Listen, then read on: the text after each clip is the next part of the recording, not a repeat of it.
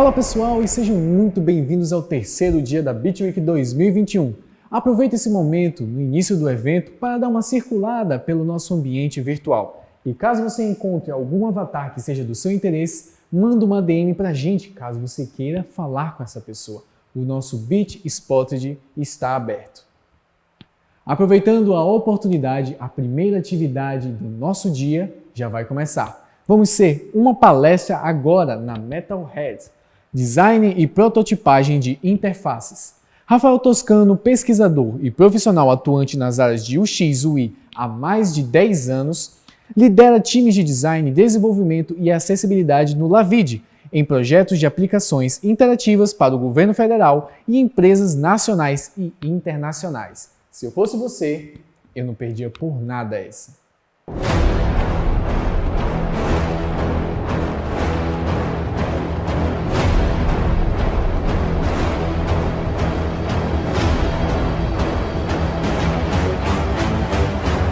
Olá pessoal, tudo bom? Meu nome é Rafael Toscano e a convite da organização da BitWeek eu vim conversar um pouco com vocês hoje sobre design e prototipagem de interface, tá? Então, antes de iniciar a nossa conversa, eu queria falar um pouco sobre mim.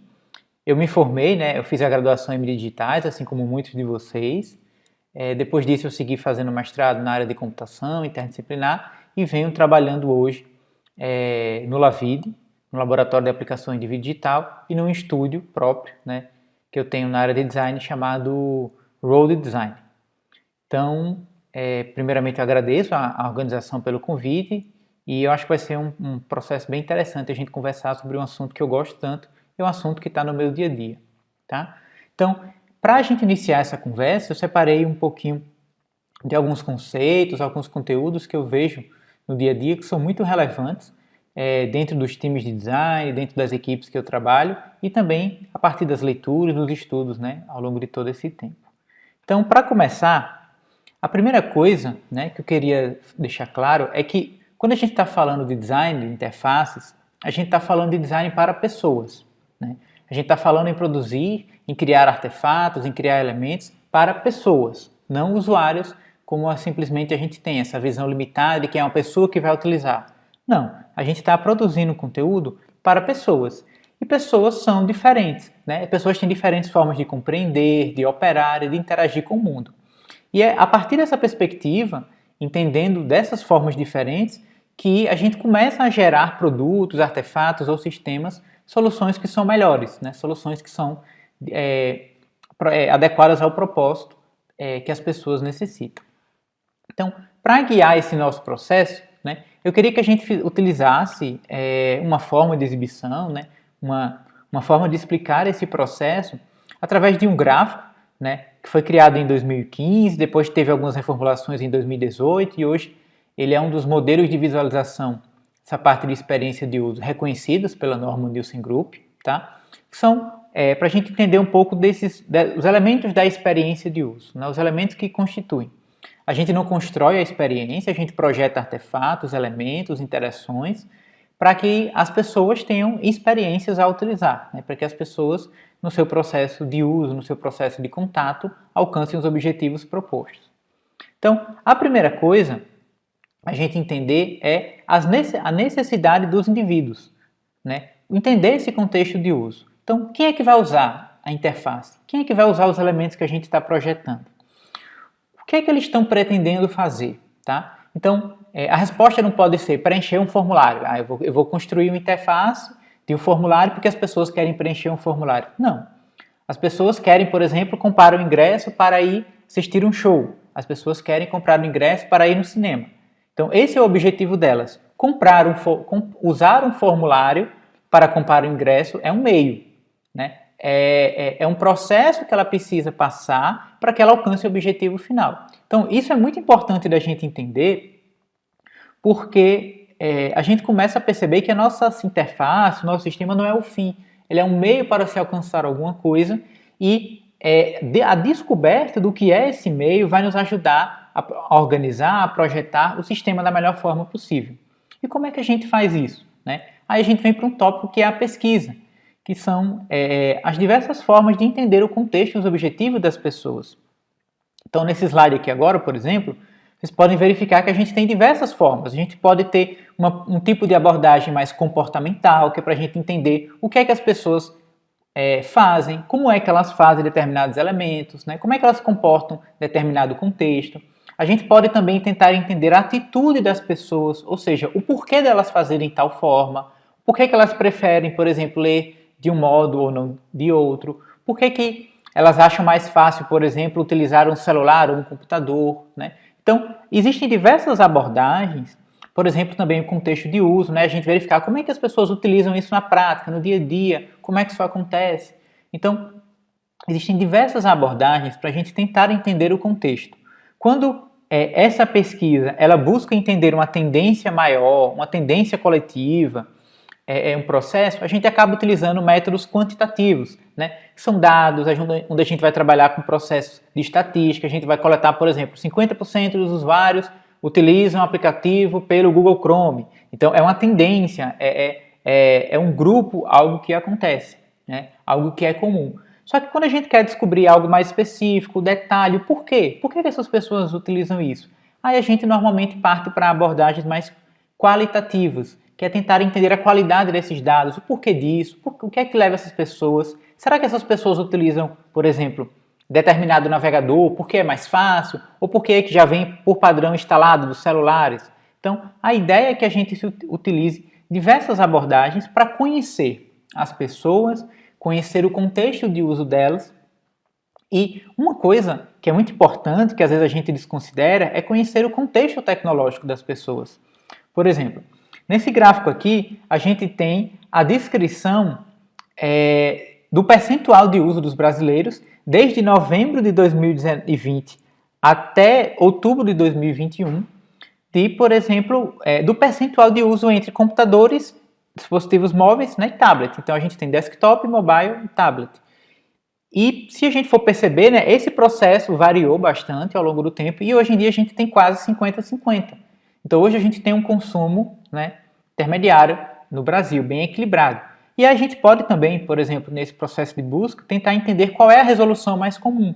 Então hoje, se a gente for olhar aqui, em outubro de 2021, a resolução, né, de dispositivo mais utilizada hoje é a resolução de 1366 por 768. Então, isso é importante a gente entender qual é a resolução média do dispositivo das pessoas e porque isso vai impactar na qualidade do conteúdo, na quantidade de conteúdo, como é que a gente pode melhor dispor essas coisas. Outro exemplo que faz parte também de entender esse contexto, né, é a gente entender, por exemplo, onde é que essas pessoas estão localizadas e qual é a qualidade da internet. Então, aqui a gente tem um exemplo de algumas estatísticas sobre, por exemplo, a qualidade de experiência de aplicações de voz, aplicações de vídeo aqui na Paraíba. Então, a gente tem, por exemplo, a Vivo, né, pessoas que utilizam celulares da Vivo ganhando com desempenho melhor em alguns tipos de aplicações, outros que utilizam, por exemplo, a Claro ou a TIM, que tem um desempenho melhor. Isso é importante, porque na hora que eu entendo quem é o contexto, quem são as pessoas que vão utilizar a minha aplicação, quais são as características dela, e eu vejo esse cenário também, né, eu mesclo esse cenário interno muito específico das minhas pessoas e esse contexto externo que é geral, que pesquisas podem me ajudar, eu consigo dimensionar melhor aquilo que está acontecendo, eu consigo dimensionar para onde eu vou, tá? E a partir dessa compreensão, né, de quem são as pessoas e qual é o contexto de uso delas, a gente vem para um outro cenário que é uma segunda camada, que a gente observar o acesso e a facilidade de compreensão e interação das coisas. Beleza, eu já descobri o que é que as pessoas precisam, qual é a necessidade delas, agora eu tenho que verificar qual é a forma mais fácil, como eu torno mais acessível essa solução para que as pessoas utilizem. Para que a gente comece a trabalhar com isso, é interessante a gente verificar que existem tipos de interfaces, né? Então, qual é a interface mais fácil? Qual é a interface mais adequada? Qual é a interface que mais se adequa ao meu contexto desse caso? Então, por exemplo, eu tenho interfaces desde linha de comando, que são interfaces codificadas, extremamente rigorosas, eu tenho que seguir exatamente uma rotina. Eu tenho interfaces gráficas, que é baseada em metáforas, né? Então, se eu quero que a pessoa abra lá um arquivo, eu posso ter um íconezinho de um arquivo. Eu tenho interfaces naturais, que é o que a gente vai chamar interfaces de toque, de voz, né? Onde a pessoa toca onde ela quer que abra, ela fala aquilo que ela quer que aconteça. E eu tenho interfaces também biológicas, então sensores onde eu vou extrair dados biológicos como pressão, equilíbrio, atenção, e de forma direta ou indireta eu vou ter uma ação para isso.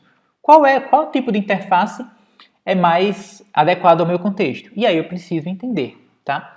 Outras formas de classificar esse tipo de interface seriam interfaces ápticas, que são tocáveis, ubíquas, híbridas, multimodais, ou seja, multissensoriais, imersivas ou pervasivas. Tem várias formas, né, da gente classificar os tipos de interface, mas tem dois conceitos muito específicos que eu queria trazer para vocês, que eu acredito que é muito importante na hora da gente pensar a facilidade. Como eu vou tornar, ou qual a abordagem melhor, para que o meu sistema, o meu produto, o meu artefato, ele seja fácil, né, ele seja acessível, compreendido pelas pessoas. Então tem dois conceitos muito importantes, que é o conceito de usabilidade e acessibilidade. Então, o que é a usabilidade, né? A usabilidade, ela é o atributo de qualidade, que avalia como as interfaces e os softwares são fáceis de utilizar. Então, a gente tem aqui, por exemplo, 5 aspectos que devem ser considerados, por exemplo, a aprendizagem, o quão fácil é aprender a usar o meu sistema, a eficiência, depois que eu aprendi uma vez, com que rapidez eu consigo executar as coisas. A outra coisa, a memorabilidade, né? Quando as pessoas saem do meu aplicativo e voltam, os processos são tão simples, tão fáceis que elas conseguem se lembrar, ou toda vez é um esforço para entender como tem que fazer as coisas, né? Aí outras abordagens, como é que eu lido com os erros, como é que eu evito que as pessoas errem, quando elas erram, como é que eu faço para que elas consigam voltar o passo atrás, né? E também o quão agradável é utilizar. Algumas formas da gente entender mais sobre usabilidade é através da norma, né, o ISO 9241. A gente tem também algumas normas da ABNT que podem facilitar e introduzir vocês a esse tema. E a gente tem uma abordagem muito comum no mercado, né, que são as heurísticas de Nielsen.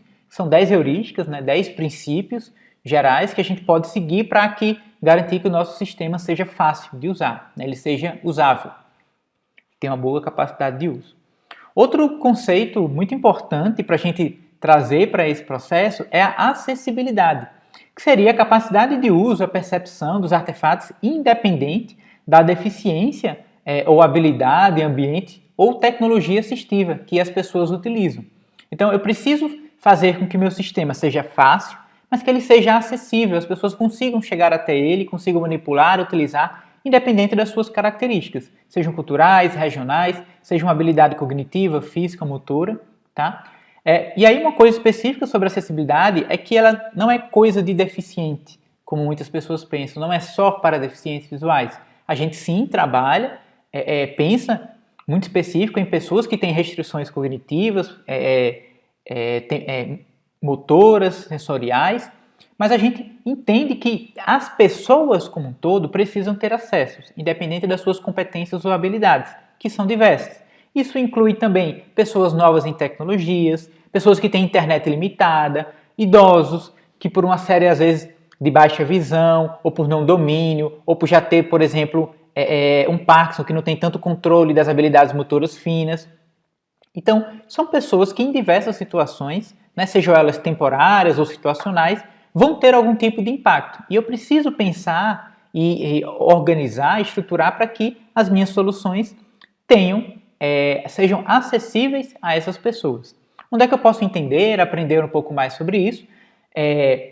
A iniciativa de acessibilidade do W3C tem uma série de normas, que são as principais normas de acessibilidade. A gente tem a WCAG, a UAG e a TAG. Então vocês podem procurar e conhecer mais um pouquinho através dessas normas. Todas elas são muito importantes para que a gente entender o quão complexo e a quantidade de coisas que envolve tornar os sistemas acessíveis, tá? A gente tem também, por exemplo, a legislação americana, o Section 501. A gente tem também as normas do governo eletrônico aqui no Brasil, o EMAG, e também a própria ISO, né, 9241. Vai ter alguns indicativos sobre como os nossos sistemas devem ser acessíveis às pessoas. E aí, para tornar esse processo um pouco mais prático, eu trouxe alguns exemplos, né? Como é que esses conceitos de acessibilidade ou usabilidade são na prática? Então, por exemplo, o meu contraste de cores. Então, como eu quero tornar o meu sistema fácil, né? Como eu quero tornar o meu sistema compreensível, eu preciso pensar no contraste das cores vão ter. Então, quais são as diferenças de iluminância entre os meus elementos, né? Aquilo que é mais claro, mais escuro, eu preciso pensar nisso Existem critérios específicos de contraste que eu preciso atender para que pessoas com baixa visão ou para que pessoas com daltonismo consigam ter uma boa percepção. Eu também preciso entender que os meus elementos, né, eles precisam ter área de cliques, esses elementos precisam ter elementos específicos, eu preciso projetar uma hierarquia, uma organização dos elementos para que eles tenham e respeitem, por exemplo, um tamanho de minimamente de 44 por 44 pontos ou pixels, tá? Para que pessoas, por exemplo, com o dedo consigam clicar. Então eu preciso tornar a minha interface, os meus sistemas acessíveis para esses cenários. Eu preciso também trabalhar, por exemplo, com a clareza da informação. Então aqui a gente tem um exemplo de uma passagem, um aplicativo de um ticket de avião, que ele é muito confuso, a ordem das coisas não está muito clara, de leitura. Eu preciso tornar isso mais simples, objetivo. O que é que a pessoa precisa saber? O terminal, o código, a hora, né? E qual é o assento dela. Então, exatamente por entender o contexto que as pessoas precisam, o que é que leva as pessoas a utilizarem o meu sistema é que eu preciso, por exemplo, tornar as informações claras, evitar que as pessoas tenham erro de compreensão, erros de acesso. Preciso também pensar a ordem de leitura das coisas. Nem todo mundo interage, percebe com o sistema de forma visual, que pode olhar tudo e fazer um escaneamento rápido e entender. Algumas pessoas utilizam tecnologias assistivas que leem o conteúdo para elas. Eu preciso pensar na ordem de leitura das coisas. Qual é a informação que vem primeiro? Qual é a informação que vem depois? Porque se alguém ler a minha interface, se alguém ler o meu sistema na ordem que ele está hoje, faz sentido? Então, é importante que eu consiga entender que a ordem das informações seja clara para que as pessoas entendam em que seção ela está, qual é o propósito daquilo e como é que ela faz para realizar a ação que ela precisa. Tá? Então, por exemplo, aqui a gente está vendo a imagem de um carrinho de compras, né, onde eu tenho o título, qual é o produto, os detalhes, quais são os tamanhos, qual é o tamanho de roupa que ela selecionou e, por última opção, eu tenho, depois que eu passei por todos os detalhes, eu tenho a opção de adicionar ao carrinho de compra. Então, todas essas informações têm que estar claras, tem que estar muito objetivo o que cada coisa faz para que as pessoas entendam e tenham boas capacidades de uso. Né? A outra coisa, né, outro exemplo para a gente finalizar essa parte, é que eu preciso entender que as pessoas interagem com o computador de formas diferentes. Então, nem todo mundo utiliza, por exemplo, o computador com mouse. Tem pessoas que vão utilizar por teclado, tem pessoas que vão utilizar com o movimento da boca, tem pessoas que vão utilizar apontadores, né? Tem pessoas que vão utilizar com leitores de tela, que vão passar item por item. Então eu preciso entender quais são as formas de entrada que vêm e projetar para que essas diversas formas sejam completadas. Por exemplo, aqui a gente tem um site da Booking.com que, para pessoas que utilizam com o mouse, por exemplo, e vão clicar lá no Date Picker, né, que é aquela opção onde você abre o calendário e seleciona a data, quem seleciona com o mouse, ele abre o calendário, onde eu posso clicar específico. Porque o que é o mouse? Né? O mouse ele é um sistema, ele é um ponteiro de alta precisão, onde eu vou clicar exatamente onde eu quero. Só que se eu não tiver com o mouse, ou se for eu utilizar outra tecnologia assistiva, que é semelhante a um teclado, onde eu só passo item por item. O Booking, quando eu chego no elemento, né, de selecionar a data por um teclado ou por outra forma, ele me mostra no formato de lista. Por quê? Para essa abordagem sequencial, uma lista faz muito mais sentido. Então a ideia é que eu consiga, a partir da compreensão do meu cenário, a partir da compreensão do contexto de uso das pessoas, eu vá projetando abordagens e estratégias que tornem esse uso mais fácil, mais claro. E outro exemplo bem simples seria, por exemplo, habilitar o tipo de teclado ao contexto. Então é muito comum, quando às vezes a gente vai acessar algum site, alguma coisa, ele pede lá, digite seu telefone. Quando eu clico, ele abre o meu teclado normal do celular. Então eu tenho várias letras, números, e aí eu tenho que ir lá, por exemplo, clicar no 1, 2, 3 para abrir os números. Né? Então, poxa, se eu já sei que a pessoa vai ter que digitar um número do celular ou o CPF, por que eu não já especifico que o teclado, na hora que eu clicar, deve ser o numérico? Então, são decisões que parecem pequenas, mas que vão tornando os sistemas, a jornada, a experiência de uso mais fácil, mais clara e mais acessível. Tá? Então, a gente chega agora, né, depois de passar por esses elementos, essas camadas, a gente chega no design visual. Então, para vocês terem uma ideia, é muito comum as pessoas acharem que a primeira coisa de uma interface, de um elemento, é o projeto visual. Mas, se vocês olharem agora, foi apenas nessa etapa que a gente chegou. Então eu preciso entender o contexto, o uso, as estratégias, como é que eu vou pensando a forma mais fácil, a abordagem, a lógica, a dinâmica da interação. E agora eu vou culminar, eu vou reunir todos esses elementos na minha interface, no meu produto visual. E essa interface, ela não é baseada em estilos, porque eu gosto, isso é mais interessante, eu estou na moda. Não. Ela deve ser baseada nessas decisões anteriores ou nesse conhecimento anterior para que eu consiga gerar a melhor abordagem. Então, a minha interface ela deve facilitar ou conduzir as pessoas a alcançar tudo aquilo que eu descobri, todos esses objetivos que eu percebi que devem ser estruturados. Tá? Então, esse último elemento, mas que não é menos importante, que é o design visual, ou seja, é o projeto industrial onde eu estou construindo e fazendo esses elementos, é aqui onde a gente vai trazer algumas informações. Então, a primeira coisa é a gente olhar para essa nossa interface e entender quais são os elementos que compõem.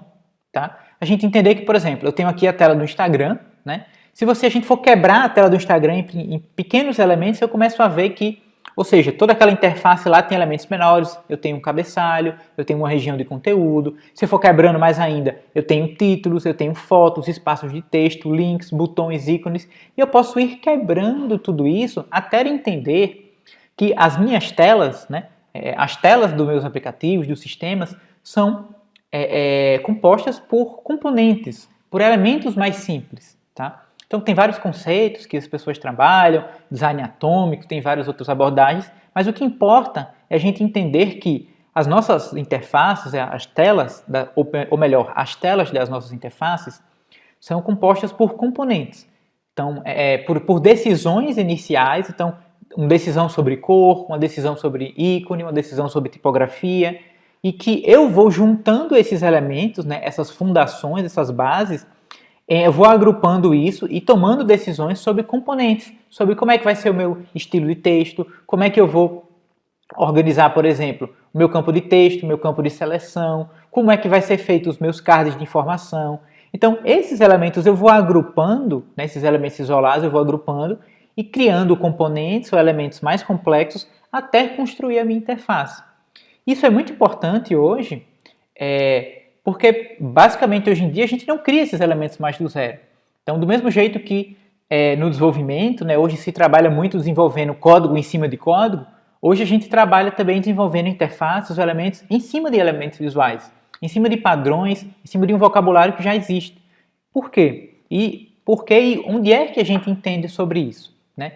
Se a gente for olhar hoje, dar um exemplo agora para os dispositivos móveis, a gente tem duas grandes empresas com abordagens e estruturas diferentes. A gente tem a Apple, né, com iOS, um sistema que tem características próprias, que tem modelos e dinâmicas de como representar o conteúdo, e a gente tem a Google com o Android, né, que tem características próprias. Quando a gente vai ler os manuais técnicos dessas empresas, sobre os guias técnicos de como deve ser, de o que é um botão, o que é um link, o que é um date picker, o que é uma caixa de seleção, o que é, por exemplo, um menu de navegação por abas. Então, a gente precisa entender, na hora de projetar e criar as nossas interfaces, primeiro, para onde ela vai, né? É para um sistema iOS, é para um sistema Android, é um sistema geral, é para a web, é uma coisa que vai ser acessada em todos os lugares. A gente precisa entender esses sistemas, por quê? Porque as pessoas já utilizam. As pessoas passam a maioria do tempo usando outras coisas. Então, numa fagulha muito específica, ela vai usar aquilo que a gente criou, a nossa interface. E é importante que eu já saiba o vocabulário que ela tem. O que é que ela já entende como botão, o que é que ela já sabe com alguns itens, para que eu aproveite desse conhecimento, dessa familiaridade que ela já tem, para tornar o meu processo fácil. E aí é importante eu entender esses manuais, é importante a gente entender a semântica e a sintaxe e a semântica dos componentes.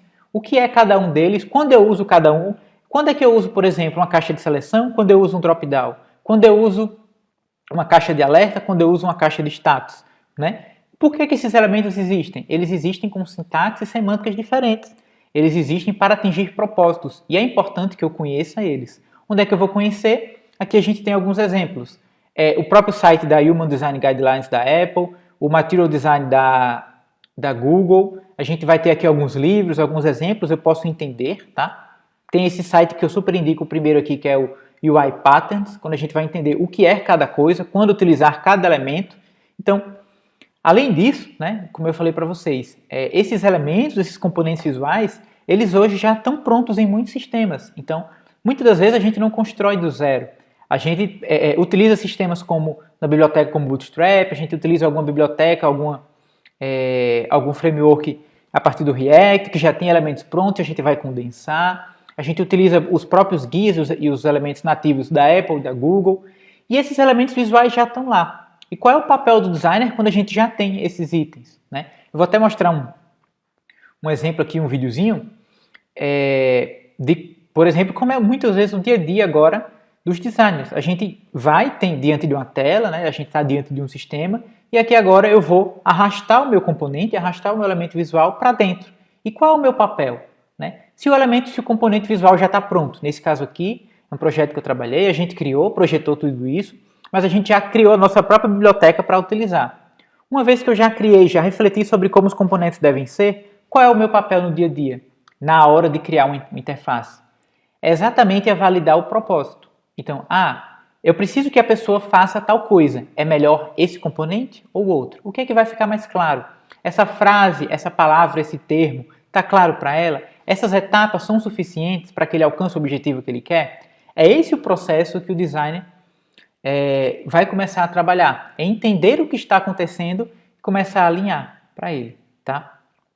E outra coisa que a gente vai entendendo, né, é que as nossas interfaces são criadas de caixinhas. Então, fiz até uma brincadeira aqui gravando a tela do site da Bitwig, e aí, via código, eu adicionei umas caixinhas ao redor, para vocês verem, né, os componentes que são criados, por exemplo, no próprio site da Bitwig. Então, é importante, né, que a gente consiga ver que as nossas interfaces são caixinhas, são pequenos componentes que a gente vai agrupando, e esses componentes têm funções, e essas funções devem servir aos objetivos, aos propósitos que a gente descobriu anteriormente, tá? E aí a gente meio que fecha esse ciclo, né, de elementos desse ciclo básico, de conhecer, começar a pensar em abordagem, de estratégia de como tornar isso mais fácil, de como tornar isso mais claro, né? E aí construir o meu projeto visual, construir a minha interface, meu projeto de interação para que ele alcance o objetivo proposto, tá? E aí a gente chega no seguinte coisa, tudo aquilo que a gente sabe, né, tudo aquilo que a gente fez até agora são hipóteses. Baseado no nosso conhecimento, nas pesquisas, no levantamento que a gente fez, no nosso conhecimento técnico, a gente constrói um elemento e, baseado nessas coisas, é provável que as pessoas entendam, que as pessoas consigam realizar suas tarefas para isso. Porém, como toda hipótese, a gente precisa testar, né? A gente precisa pesquisar, se basear para que ela tenha um fundamento e a gente precisa testar. E é aqui que vai entrar um outro conceito que é muito importante, que é a ideia de prototipagem. Então, todo esse conhecimento, né, todo esse ciclo que a gente trabalhou antes, é para a gente entender um cenário, criar hipóteses sobre ele, onde a gente vai trabalhando, organiza e, eu acredito que essa interface aqui, essa abordagem, ela cumpre o propósito. Será? Será que eu preciso esperar que todo o meu processo seja desenvolvido, implementado, né, e para que depois eu teste com as pessoas, depois que tiver lançado eu descubra? Não, essa não é a melhor abordagem e é por isso que o conceito de prototipagem ele está presente muito nos processos de design, tá? Então, primeira coisa é que a prototipagem não é algo do design, não é algo da parte de interfaces, não é algo que surgiu com o boom desses termos e discussões que estão na moda ultimamente. A prototipagem ela é algo comum em várias áreas, então na arquitetura, na moda, no processo de criação de filmes, o storyboard é uma espécie de protótipo. Então, o que é o protótipo, né? O protótipo ele é uma versão simplificada do sistema final. Ele é uma parte desse sistema final que comunica a potenciais usuários, a alguém que está interessado, uma funcionalidade ou algum elemento. Então, eu uso o protótipo, né? O protótipo ele seria uma representação da totalidade ou de uma parte de um produto que, embora limitado, ele tem um foco, ele tem o objetivo de ser utilizado para avaliação, para compreensão, para dimensão de custo, para dimensão de utilidade, dimensão de valor. Então, eu preciso criar, né, eu crio os meus protótipos para avaliar. Tá? Não existe protótipo ou não deveria existir protótipo criado sem fim de avaliação. Eu crio ele para tornar mais claro, tornar acessível, tornar compreensível pela parte técnica, pelos interessados que estão ao meu redor, pelo pessoal da parte de negócios, pelo pessoal da parte de dinâmica, a parte de engenharia de infraestrutura, para os usuários, né, para as pessoas que vão utilizar o meu produto. Então, é importante eu fazer isso. E como é que funciona o processo de prototipagem? Tá? Dentro do ciclo de design, que é onde a gente vai ver aqui agora, dentro de um dos modelos mais clássicos de design, que é o modelo do divergir e convergir, a gente entende que, né, primeiro eu faço essa imersão, eu conheço, defino as coisas. Quando eu defino um objetivo muito específico para alcançar, para tentar verificar, eu crio um protótipo para ele. Então, o design está presente aqui. Se a gente for olhar em diversos modelos de engenharia de software, diversos ciclos de vida, o protótipo faz parte, ou como produto final de algumas etapas, ou como uma etapa intermediária de avaliação, de compreensão. Tá? E aí, de forma mais prática, o que é que está envolvido na prototipagem? Ou quais seriam as etapas da criação de um protótipo? Né? A primeira coisa é definir o objetivo. Qual é o objetivo do protótipo? Então, por exemplo, eu descobri que pessoas querem comprar ingresso para ir ao cinema. Essa é uma necessidade lá do início. Então, como é que as pessoas vão comprar? Então, a partir da minha pesquisa, eu descobri, beleza, criar um formulário onde a pessoa criar um site onde a pessoa vai ver lá o filme, vai escolher a hora, a sessão, e depois disso ela vai colocar os dados, o nome e os dados do cartão. É uma boa forma, é uma estratégia para que ele faça isso. Só que aí, por exemplo, eu não sei muito bem como é que vai ser esse formulário. Ou é melhor que a pessoa preencha os dados e já passe o cartão, ou simplesmente as pessoas preenchem os dados e passem o cartão lá na hora. Né? Ou qual é a melhor ordem, qual é a melhor forma da pessoa preencher? Qual é a melhor ordem? Ela começa com os dados do cartão e depois com os dados pessoais? Ou o contrário? E se o cartão não for? E se o cartão que a pessoa utilizar não for o cartão dela? Como é que eu dou essa opção? Como eu organizo? Então, esse é um caso interessante. Como é que, por exemplo, um protótipo bem pontual, como é que eu deixo que a pessoa que quer comprar um item, por exemplo, um ingresso de cinema, adicione outro cartão que não está no nome dela. Adicione um cartão que não está no nome dela. Como é que eu vou fazer isso? Eu vou criar uma opção lá que ela vai, um botão que ela vai dizer assim, adicionar cartão com outro CPF. Ou, por exemplo, eu vou adicionar cartão e não vai ter nada a ver uma coisa com a outra. Qual é a melhor forma? Não dá para saber. Então, quando a gente não tem respostas concretas, específicas, a gente precisa testar. E aí o protótipo é nesse caso. Então, eu vou construir um protótipo para validar com pessoas qual é o processo mais fácil, qual é o processo mais acessível, mais rápido, o que tecnicamente é melhor. Então, eu defino o objetivo. Depois disso, eu vou definir a estratégia de prototipagem. Como é que eu vou fazer isso? Tem diversas abordagens, eu vou mostrar a vocês. Depois eu crio o protótipo e vou validar. Né? Eu vou avaliar se o objetivo dele foi alcançado. Se foi alcançado, ótimo, beleza. O design não parte de soluções verdades absolutas, ele parte de soluções satisfatórias. Então, se eu alcancei a solução satisfatória para aquele momento, beleza, muito legal. Eu aplico esse processo e vou descobrindo e monitorando. Opa, existe um caso de uso que eu não conseguia imaginar antes, que torna a minha solução fraca. Beleza, eu amadureço, eu ajusto e melhoro. Tá? Então, esse processo é nesse sentido. Então, quais são as estratégias, já que eu defini o meu objetivo, quais são as estratégias? Eu posso primeiro classificar, né, os tipos de protótipo ou estratégia de prototipagem, pensando na funcionalidade ou não funcionalidade. Na fidelidade desse protótipo, se ele vai ser uma coisa descartável ou evolutiva, que eu faço uma vez, faço uma vez, testo, melhoro mais um pouquinho, testo de novo e vou crescendo com ele, né? Ou o quanto eu vou prototipar. Se a gente pensar em termos de fidelidade, a gente tem protótipos de baixa fidelidade, que são simples, pouco detalhe. Então, por exemplo, imagine que eu quero prototipar, eu tive uma ideia, há uns anos atrás, de uma caixinha falante, onde eu vou dar um comando e ela vai tocar uma música. Por exemplo, como um assistente de voz tipo Alexa, o Google Home. Né? Como é que eu iria prototipar, validar essa ideia há uns anos atrás? Aí disse, Rafael, o que é que você queria? Essa é a pergunta importante. O que é que eu queria validar? Digamos que eu queria saber qual era a melhor abordagem ou a dinâmica das pessoas interagirem com isso. Então, será que as pessoas vão estar acostumadas a olhar para um pontinho preto e dizer assim, toque a nona sinfonia de Beethoven e aquela caixinha tocar? Como é que as pessoas vão reagir a isso? Uma forma muito simples de colocar eu posso simplesmente colocar um objeto preto, que não tem nada a ver com isso, uma caixinha de som dentro dele e alguém com o microfone atrás. Então, a pessoa vai dizer, toque a nona sinfonia, e eu vou lá e dou play. Uma pessoa que não tem nada a ver, eu estou simulando uma coisa. Por quê? O que eu quero avaliar nesse momento é se é natural, se as pessoas, como é que as pessoas vão reagir a isso? Fel, isso é um protótipo? Mas ele tem uma baixa fidelidade, porque ele é muito distante do que o produto vai ser. Mas esse experimento já pode me ajudar a entender algumas características de como isso vai funcionar. E eu posso ir enriquecendo isso. Ou, por exemplo, eu quero testar um aplicativo, eu posso fazer uns rascunhos aqui no papel, mostrar para a pessoa que está do meu lado, a ideia é essa, né? E aí eu posso, e ele já vai tendo uma noção. É muito mais barato riscar no papel do que abrir um software na área de design, do que codificar uma página para testar. É de baixa fidelidade, tem pouco esforço, tem baixo custo, mas já pode me trazer algumas informações. Do mesmo modo, eu tenho protótipos de alta fidelidade, então eu posso criar uma interface interativa, já com links, o cara vai clicar, navegar, reprodução de vídeo, entrada de dados, isso antes de codificar, né? Ou então criando um código mais simples para pessoas entender. Isso é muito legal. Quais são as vantagens, né?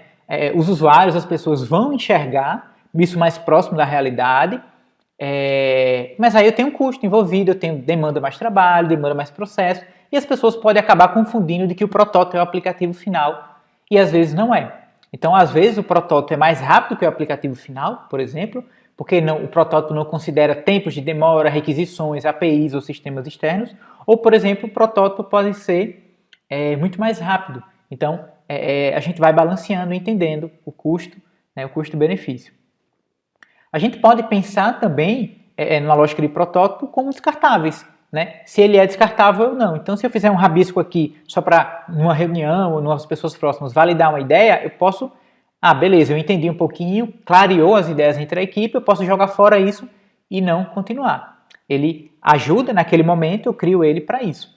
Mas eu posso pensar em evoluindo, né? Então, aqui a gente tem, por exemplo, nessa imagem, um protótipo de um sistema de navegação para carro. Então, o cara começou lá em papel, foram 3 meses validando em papéis, né?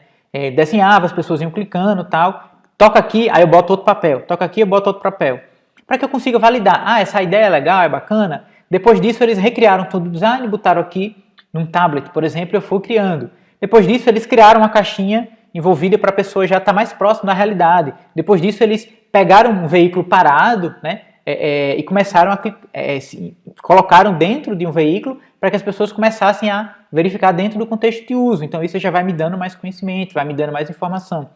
E eu vou evoluindo com os aprendizados. Tudo aquilo que eu aprendi na etapa anterior, eu incorporo, acrescento, ajusto e vou prototipar novamente. Tá? A gente pode também pensar o protótipo sob amplitude. O que é que eu vou prototipar do meu sistema? Eu vou fazer tudo, né? Que é o que o Norman vai chamar de protótipo horizontal. Eu vou fazer todas as telas principais? Pode ser. Então, se eu quero, por exemplo, que alguém entenda qual é a visão geral do meu sistema, só várias telas, só várias imagens estáticas, para que a pessoa tenha uma visão geral de tudo, pode ser um protótipo. Né? Para que a pessoa entenda, beleza, meu sistema vai fazer tal coisa. Ou eu posso ter uma visão geral de tudo e detalhar alguns itens. Né? E aí, o quanto eu vou detalhar, o Norman vai dar alguns nomes para isso, se é um protótipo em T, M ou semi-completo, mas enfim. O nome técnico, esse termo não é relevante, o que importa é o escopo. O quanto eu vou detalhar, o quanto eu vou prototipar esses meus itens, tá? E aí esse processo é cíclico. Esse processo vai e vem, vai e vem. Eu vou entendendo o meu contexto, entendendo a necessidade e a realidade das pessoas e pensando em estratégias, abordagens melhor de como conduzir isso. Todo esse processo culmina num projeto gráfico, num projeto de interação, né, um projeto gráfico, se for uma interface gráfica, um projeto de interação, de conversação, se for uma interface de voz, ou uma interface conversacional, ou de outros elementos. E aí eu vou materializar isso num protótipo para conseguir validar e aprender com isso.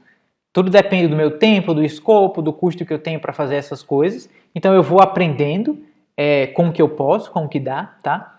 No dia a dia, todas essas etapas, às vezes a gente não consegue realizar, mas é importante a gente entender e realizar o máximo que a gente conseguir de todas elas. Tentar aprender o máximo possível, tentar pensar na melhor abordagem de como tornar usável e fácil.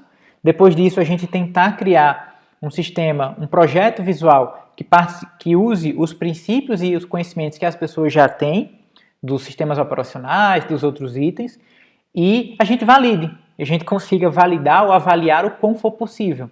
Tá? E aí, a ideia é que a gente vá organizando e pensando e maturando esses itens. E esse é um processo cíclico.